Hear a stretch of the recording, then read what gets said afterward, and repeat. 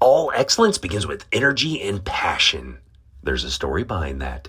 This is your daily message from Chad number 784 to upgrade your mental game today by telling yourself a better story. Because the most important story you hear is the story you tell yourself. And this message is dedicated to Ed Catmull.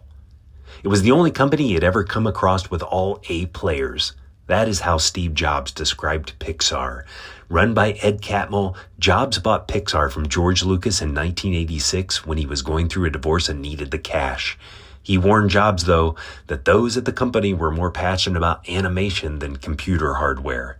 It took years and millions of dollars to figure it out, but what Pixar and Jobs were doing was not about making computers, but computer-animated storytelling. Jobs believed Walt Disney's statement that the storyteller is the most powerful person in the world. The passion was ultimately about legacy and meaning. Even after Pixar's successful IPO, the future seemed unsure, but Jobs was confident that they were onto something lasting. He said, quote, when we make a computer at Apple, what's its lifespan? About 3 years? At 5 years, it's a doorstop. But if you do your job right, what you create can last forever, end quote. This wasn't just about technology or profit. It was about putting stories into the culture that would speak to, quote, our grandkids, end quote. By the time Disney bought Pixar for $7.4 billion in 2006, Jobs' initial investment had grown to over $13 billion in Disney stock value, making him Disney's largest individual shareholder.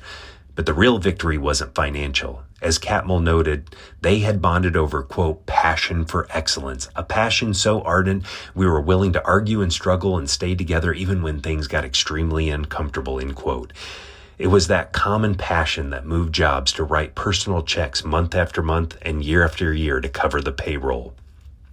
Jobs had helped create the first successful animation studio since Disney itself, proving that great difficulty could be overcome if you cared enough to persist.